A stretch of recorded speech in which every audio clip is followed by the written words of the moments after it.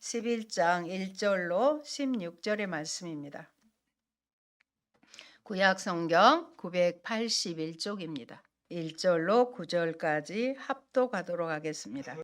이새의 줄기에서 한 싹이 나며 그 뿌리에서 한 가지가 나서 결실할 것이요 그의 위에 여호와의 영 곧 지혜와 총명의 영이요 모략과 재능의 영이요 지식과 여호와를 경외하는 영이 강림하시리니 그가 여호와를 경외함으로 즐거움을 삼을 것이며 그의 눈에 보이는 대로 심판하지 아니하며 그의 귀에 들리는 대로 판단하지 아니하며 공의로 가난한 자를 심판하며 정직으로 세상의 겸손한 자를 판단할 것이며 그의 입에 막대기로 세상을 치며 그의 입술의 기운으로 악인을 죽일 것이며 공의로 그의 허리띠를 삼으며 성실로 그의 몸의 띠를 삼으리라.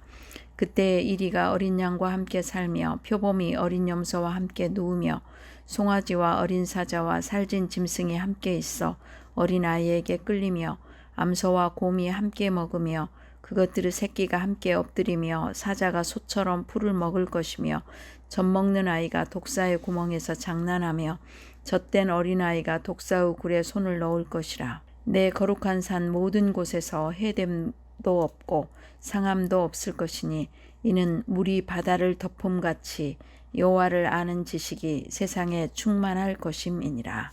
아멘. God is good all the time. 하나님은 언제나 선하신 분입니다. 오늘 우리에게 주신 말씀은 이사야 11장 1절로 16절이고요. 이리가 어린 양과 함께 사는 세상. 이게 가능할까요? 이리가 어린 양과 함께 사는 세상을 꿈꿔보도록 하겠습니다. 지난 19일에 유명 아이돌 출신의 가수가 세상을 떠났습니다. 그를 좋아하고 열광하는 많은 팬들과 한참 젊은 나이에도 그가 떠난 세상은 꿈꾸는 나라일까요? 하늘의 별로 떠난 것은 평화로운 나라일까요? 유족들에게 슬픔을 표하며 오늘 주신 말씀 안에서 해답을 찾아봅니다. 어린이 찬송가의 사막에 샘이 넘쳐 흐르리라는 찬송입니다. 같이 불러볼까요? 사막에 샘이 넘쳐 흐르리라 사막에 꽃이 피어 향내 내리라 주님이 다스릴 그 나라가 되면은 사막이 꽃동산 되리 사자들이 어린 양과 뛰놀고 어린이도 함께 뒹구는 참 사랑과 기쁨의 그 나라가 이제 속히 오리라. 앞장에서 아수를 향한 심판의 말씀을 선포했던 이사야 선지자는 다시 그의 눈을 유다로 돌려서 이제는 심판이 아닌 희망의 메시지를 선포합니다. 하나님은 범죄한 백성들을 징계하고 심판하시지만 하나님을 진실하게 경외하고 의지하는 남은 자들은 구원해 주신다는 사실을 오늘 본문인 11장에서도 명확히 말씀하고 계십니다. 그것은 바로 메시아의 도래로 인해 완전히 성취될 것입니다. 이사야는 먼저 이새의 후손으로 나실 메시아와 그분이 다스리는 나라가 어떠한 것인지를 묘사합니다. 그리고는 남은 자들이 메시아 왕국으로 귀환하여 하나님과 더불어 복되고 영광스러운 삶을 향유하게 될 것임을 예언합니다. 이러한 예언은 바벨론의 포로 귀환으로 1차적으로 성취되었고요. 궁극적으로는 예수님의 초림 이후 최종적인 완성을 위해 지금도 계속 진행 중에 있습니다. 오늘 본문의 내용입니다. 첫째, 평화의 나라입니다. 선지자는 평화로 다스릴 이상적인 통치자가 이새의 아들인 다윗 가문에서 나올 것이라고 예언합니다. 이새의 줄기에서 한 싹이 나며 그 뿌리에서 한 가지가 나서 결실할 것이라는 것입니다. 미천하고 약한 싹은 예수 그리스도의 초림 사역을 상징하기에 적합합니다. 예수님은 어디로 오셨습니까? 마구간의 구유 위에 탄생하셨습니다. 싹은 미약하나 무럭무럭 자라납니다. 저는 우리 태용이를 씨앗으로 싹으로 지금 여기고 있는 거예요. 어떻게 정말로 멋지게 성장할 것을 저는 기대합니다. 그처럼 예수 그리스도께서 초림하셔서 하신 사역은 영광과 권세를 취하는 방식이 아니라 미천하게 천하디 천하게 순환의 길로 십자가는 사형수들이 못 박아 죽이는 곳입니다. 그 길로 고요히 걸어가신 것입니다. 이새는 다윗의 아버지인데 미천한 농부였습니다. 다윗이란 말을 쓰지 않고 첫 구절에 이새를 사용한 목적은요, 여기 애언의 대상이 미천한 인물인 사실을 가리키려는 것입니다. 그래서 한 싹이라는 것은 그의 연약성을 보여줍니다. 예수 그리스도는 실상 다윗의 자손이면서도 이새처럼 미천하고 또 연약한 사람이었습니다. 아무 만왕의 왕으로 오셨지만 아무 권세 없는 이였습니다. 레바논의 울창한 산림처럼 위용을 자랑하던 세상 제국에 이 제국도 급속한 몰락과 비록 미미한 그루터기에서 싹을 틔우기 시작한 메시아 왕국은 극적으로 대비가 됩니다. 그 싹은 메시아이며 그는 이새의 줄기 곧 다윗 가문에서 탄생할 것입니다. 그 뿌리에서 한 가지가 나서 결실할 것이라고 하셨는데 땅에 묻힌 가지에서 연한 가지가 돋아남같이 메시아는 무너진 다윗 가문에서 미천하고 보잘것없는 인간으로 오실 것입니다. 이런 까닭에 그는 비천하고 멸시받는 나사렛 사람으로 불리워야 했습니다. 그러나 그 가지는 곧 자라서 열매 맺는 장성한 나무로 발전할 것입니다. 나사렛 예수의 삶 역시 그러할 것입니다. 본문의 줄기는 문자적으로 그루터기 또는 뿌리 줄기라는 뜻입니다. 사랑하는 여러분, 여호와께서는 우리를 향한 놀라운 계획을 가지고 계십니다. 그 나라가 세상에 빛과 진리의 전달자가 되어서 그 긍정적인 영향력이 온 세계를 감싸고 모든 사람에게 생명을 가져다 주도록 성장하는 것이 그분의 목적이었습니다. 그런데도 불순종으로 말미암아 그 나라는 멸망할 것이며 이스라엘은 포로로 끌려가게 될 것입니다. 나라가 배임을 당해 나무를 잘랐어요. 그루터기만 남았지만 생명이 없는 것처럼 보이는 뿌리로부터 한 가지가 자라나서 무성하게 될 것입니다. 그것은 의로운 나무가 될 것이며 마침내 온 땅을 덮을 것이며 모든 인류에게 평화와 기쁨을 줄 것입니다. 의의 가지로서 예수님의 모습입니다. 여러분, 다윗의 후손으로 오실 메시아 이후에 여호와의 영이 강림하십니다. 이는 다윗 언약과 관계된 듯이 보입니다. 하나님의 영은 기름 부음 받은 메시아를 통해서 말씀하시고 역사하십니다. 오늘 2절의 말씀 중요해서 띄웁니다. 같이 보시겠습니다. 모니터.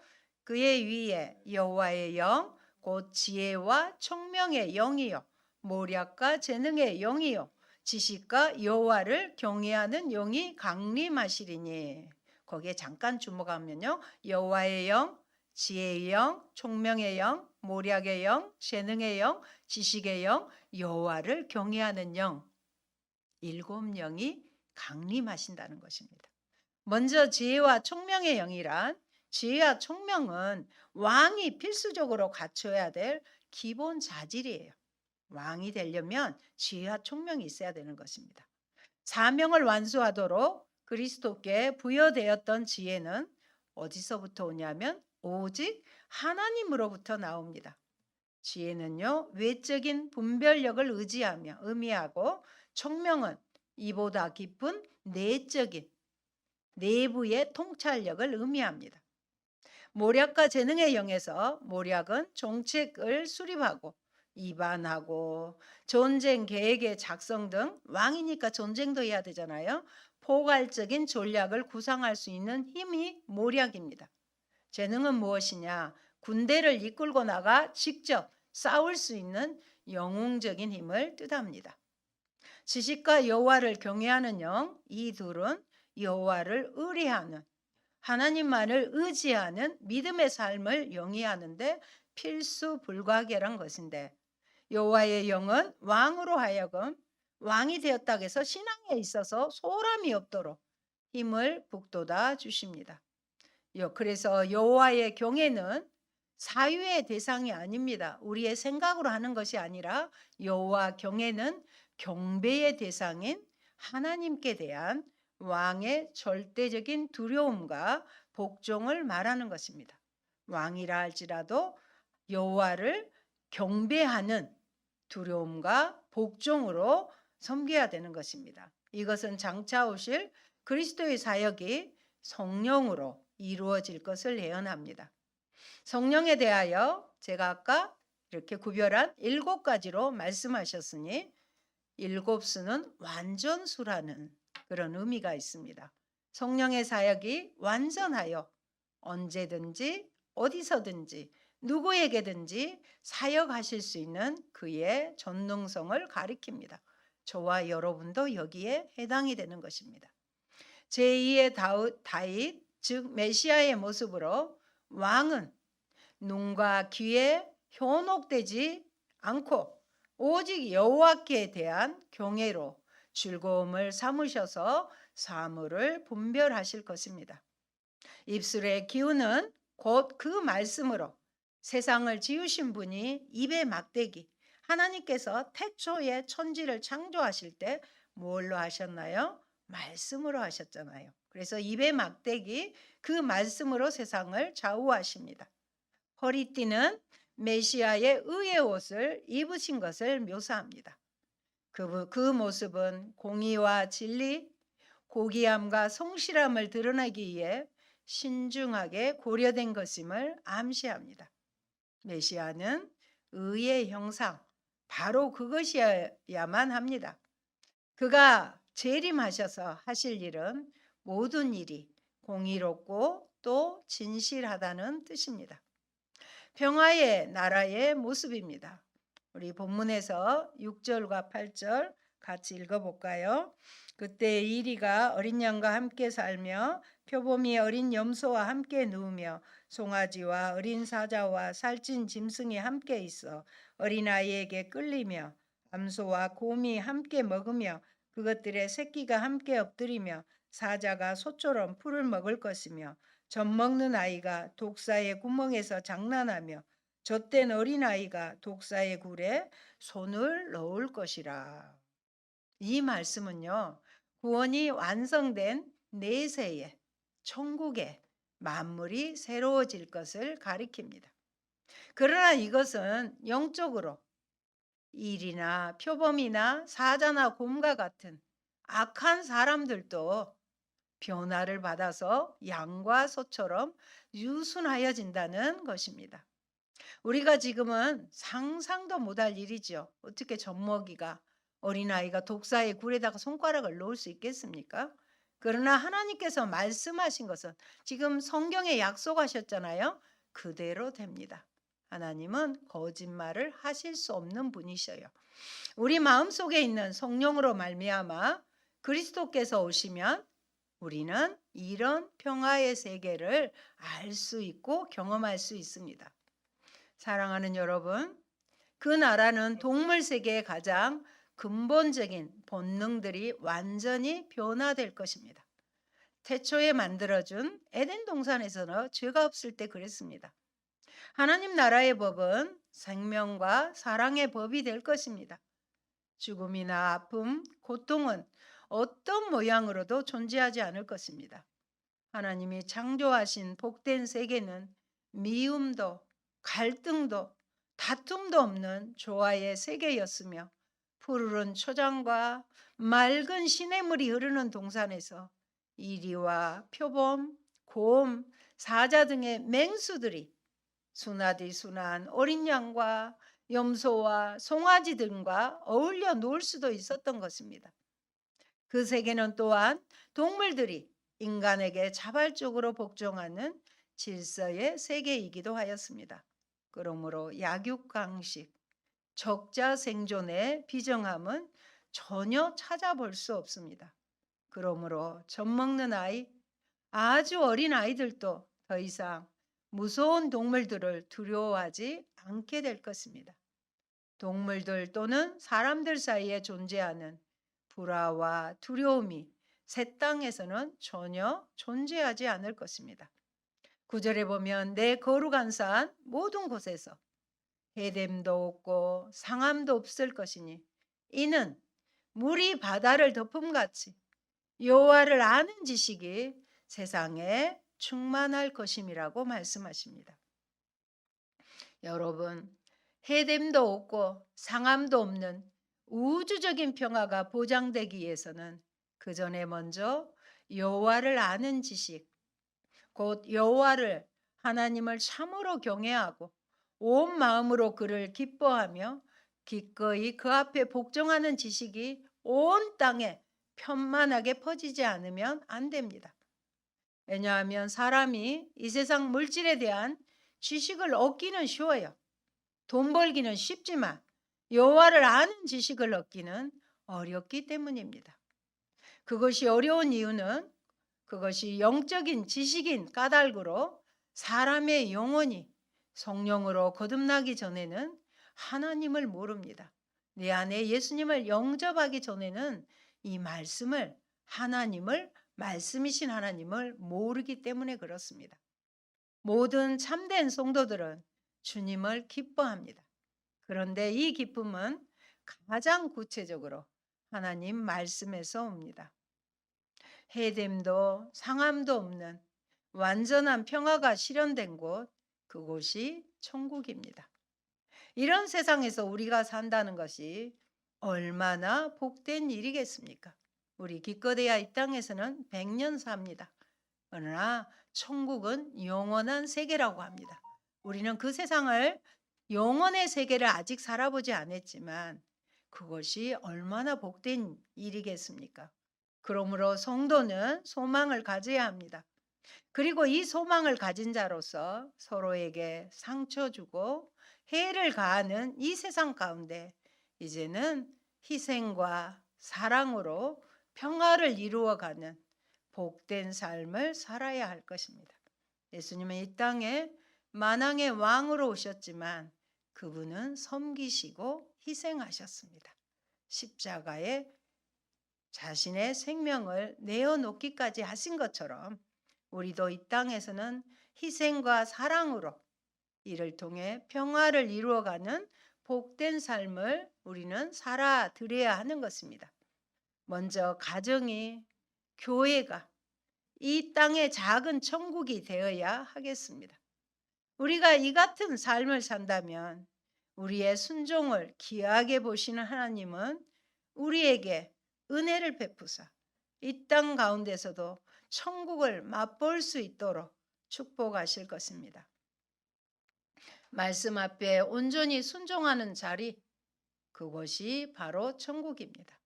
이는 물이 바다를 덮음같이 여호와를 아는 지식이 세상에 충만할 것, 가득할 것이라고 하셨습니다. 여기에서 여호와를 아는 지식이란 어떤 것이 여호와를 아는 지식이냐? 하나님과 바르고 인격적인 관계를 맺는 거예요. 하나님이 나의 하나님이 되는 거예요. 나의 아버지가 되는 거예요. 그것이 바른 인격적인 관계입니다. 그분을 두려워하며 그분의 뜻에 순종하며 사는 것을 말합니다.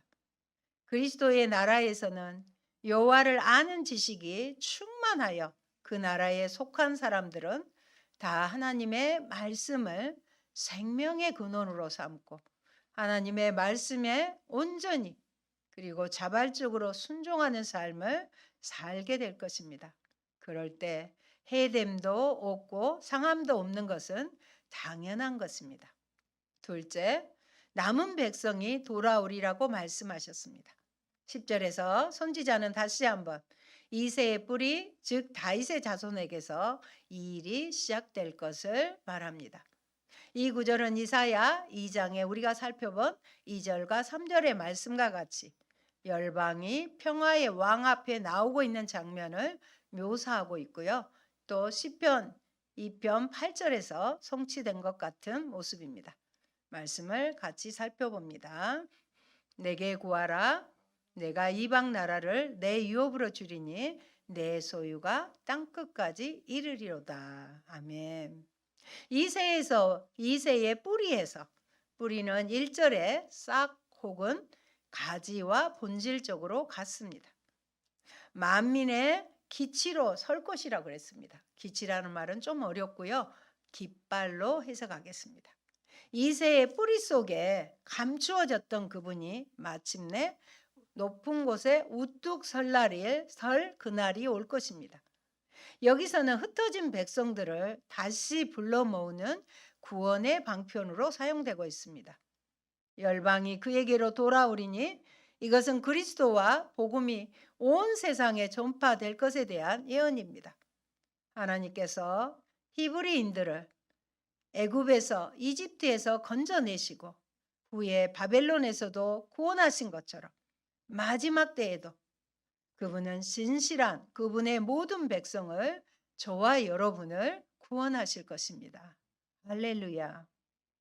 그가 거한 곳이 영화로우리라. 이 말씀은 그가 거주하는 장소는 말일에 세상 끝날에 세상에 만민이 몰려드는 역사의 중심지요. 또한 구원의 빛이 사방으로 퍼져나가는 구원의 중심지가 될 것이므로 당연히 영화로울 것입니다. 또한 이곳은 교회를 가리킨다고 보아도 틀리지 않습니다. 이 모든 일은 복음 선포를 통하여 예수 그리스도가 이방에 널리 전파된 신약 시대에 그대로 성취되었습니다. 그 나라의 통일은 그리스도로 말미암아서만 된다는 의미에서 여기에서 그를 가리켜 만민의 기치, 만민의 깃발이라고 하였습니다. 그 거한 곳이 영화로우리라고 한 것은 그의 거하실 교회는 주님의 머리이고 주님의 몸입니다. 거하실 교회가 다시 영광을 얻으리라는 뜻입니다. 11절 한번 우리 같이 성경에서 읽겠습니다. 그날에 주께서 다시 그의 손을 펴사 그의 남은 백성을 아수르와 애굽과 바드로스와 구스와 엘람과 시날과 하맛과 바다 섬들에서 어떻게 해요? 돌아오게 하실 것이라. 아멘. 주께서 손을 펴심은 그의 손의 능력을 드러내 보이십니다. 주께서 이전에 그의 전능한 손의 위력으로서 그의 백성들을 구출해 내셨던 것처럼 이제 또다시 두 번째 그의 백성들을 포로 상태로부터 구원해 주실 것입니다. 이 일을 위해 여호와께서 열방을 향하여 깃발을 세우십니다. 이는 열방 중에 흩어져 있는 이스라엘 백성들을 불러 모으기 위함입니다. 그가 깃발을 세우면 열방은 그의 백성을 석방하며 호송까지 해주실 것입니다. 그러므로 수룹바벨과 에스라의 용도하에서의 귀환은 그 시작에 불과한 것입니다.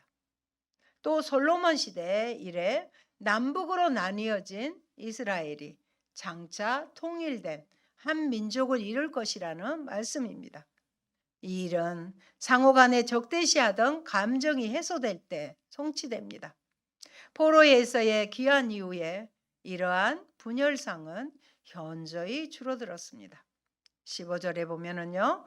여호와께서 애굽 해만을 말리우시고 그의 손을 유브라데 하수 위에 흔들어 뜨거운 바람을 일으켜 그 하수를 쳐 7갈래로 나누어 신을 신고 건너가게 하실 것이라. 이 말씀은 과거와 미래가 시적으로 혼합되어 이스라엘에 대한 하나님의 구원의 역사를 한층 강력하고도 풍부하게 표현합니다.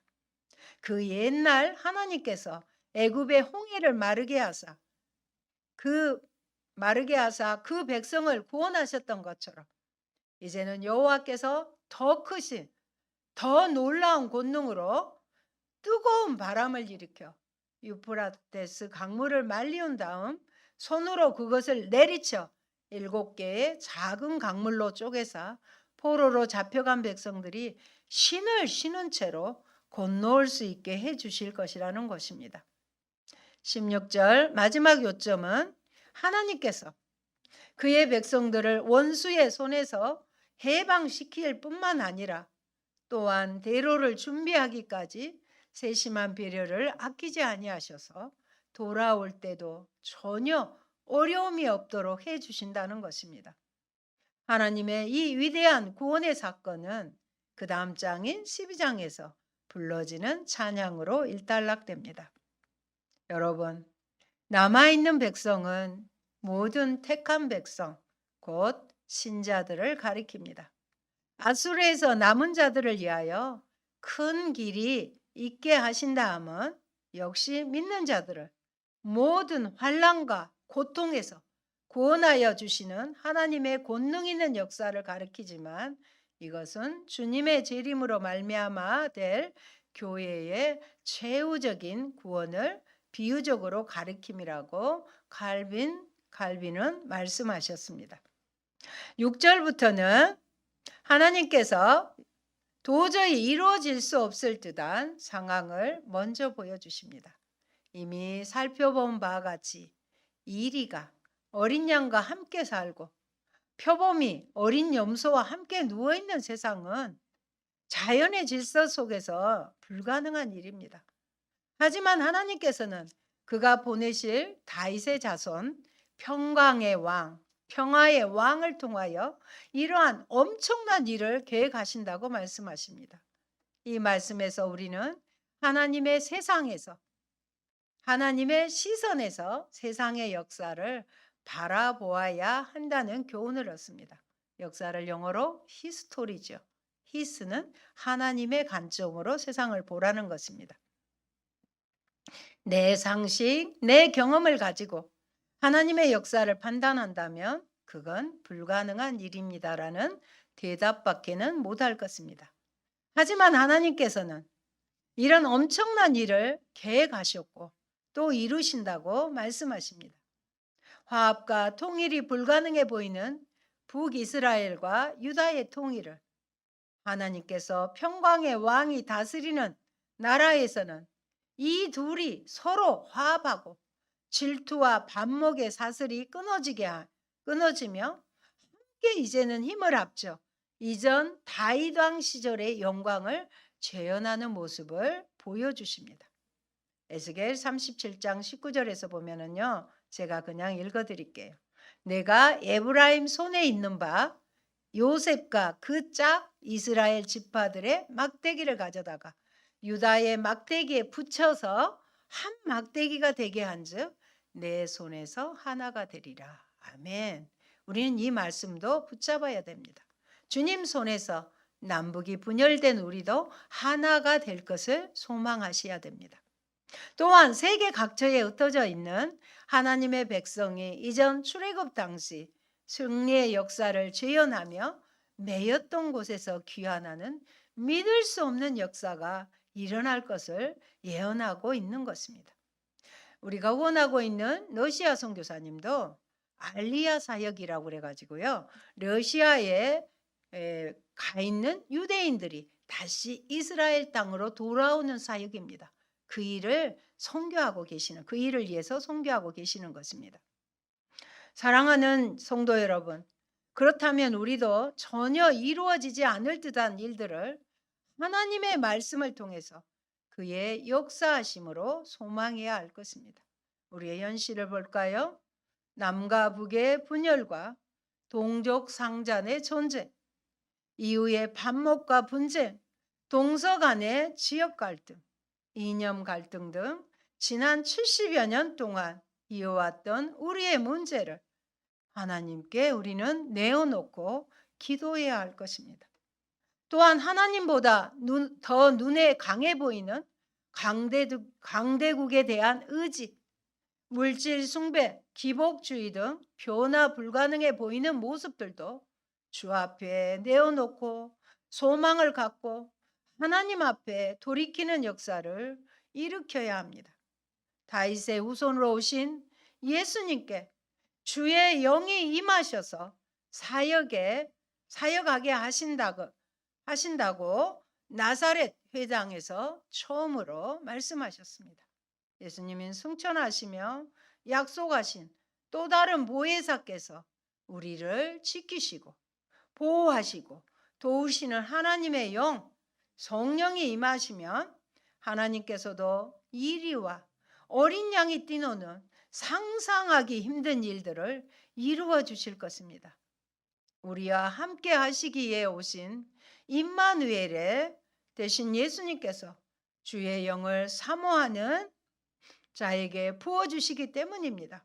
그러므로 여러분 잘 들으세요. 우리가 매일 눈으로 보는 것, 듣는 것을 의지적인 선택을 통해 영을 강하게 할 수도 있고 약하게 할 수도 있습니다. 영이 강해지면은요, 우리가 영에 대한 갈망이 생기게 되는 것입니다. 그러므로 주님께 기도할 수 있는 마음과 말씀대로 순종할 수 있는 믿음을 구하고 행하시기 바랍니다. 그럴 때 이 예언의 말씀 가운데 제시된 하나님의 나라는 어떤 어려움 속에서도 후퇴하지 않고 온전한 완성을 이루어가고 있습니다. 또한 하나님의 능력이 그날까지 교회와 성도를, 저와 여러분을 보호하며 지키실 것입니다. 그러므로 그 하나님의 은혜에 감사하며 어떤 시련과 어떤 어려움이 닥친다 해도 뒤로 물러서지 마시기 바랍니다. 그러므로 어떻게 가능할까요? 성령 충만이 답입니다. 나를 힘들게 하고 죽이려는 이리와 사자들에게, 그런 악인들에게 이제는 온전히 함께 뒹굴 수 있는 나 자신, 가정, 교회, 직장이 평화의 나라, 천국이 될 것입니다. 온전히 그의 능력을 의지하여 하나님 나라를 증거하며 선하고 복된 일에 앞장서는 성도의 삶을 살기를 바랍니다. 전국에서나 바라봐야 하는 이사야가 바라본 이 아름다운 세상, 평화의 세상을 성령으로 충만할 때 우리 역시도 소망해야 하겠습니다. 보라, 저를 보십시오. 저를 보세요. 지금은 저도 이리와 함께 뒹굴고 평화롭게 잘 살고 있습니다. 그날을 기대하며 2절의 노래로 부르고 마치려고 합니다. 사막의 숲이 우거지리라, 사막의 예쁜 새들 노래하리라. 주님이 다스릴 그 나라가 되면은 사막이 낙원되리라. 독사굴에 어린이가 손 넣고 장난쳐도 물지 않는 잠사랑과 기쁨의 그 나라가 이제 속히 오리라. 여러분, 광야는 길이 없어서 광야입니다. 사막은 물이 없어서 사막입니다. 그러나 우리 주님이 오시면, 우리 주님이 내 안에 모시고 성령으로 충만하며 어디로 가야 할지 모르는 우리에게 주께서 길을 열어주시고, 목말라 있는, 먹어도 채워도 목마른 우리 인생에게 사막과 같은 황량한 우리 인생 가운데 물을 내셔서, 강물을 내셔서 평화의 나라, 이 땅에서도 죽어서 가는 천국만이 아니라 이 땅에서도 내 심령 가운데, 우리의 가정 가운데, 우리 교회 가운데, 내가 섬기는 직장 가운데 이리 때만, 사자만 있는 것이 아니라 그들과 함께 뒹굴 수 있는 날까지 우리가 이길 수 있는 성령의 충만함을 늘 구하시고 찾으시기 바랍니다. 아멘. 주 예수여 어서 오시옵소서. 기도드립니다. 좋으신 아버지 감사합니다.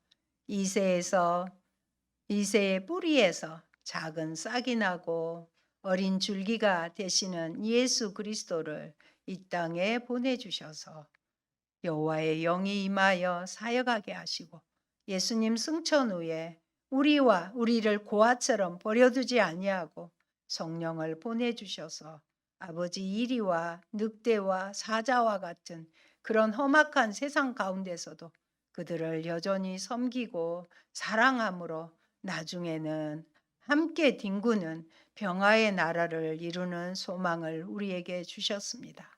하나님 감사합니다. 주님만이 답입니다. 성령 충만만이 답입니다. 그래서 우리의 인생이 어디로 갈지 몰라 방향하는 광야길에 길이 되어 주시고 목마른 사막에 생명이 살 수 없는 그곳에 강물을 내사 풍요로운 평화의 나라를 나를 통해 주님 이루시옵소서. 그리고 여호와를 아는 지식이 세상에 가득 바다가 물이 바다를 덮은 것처럼 하나님 다 충만하여 평화의 나라가 속히 오기를 원합니다.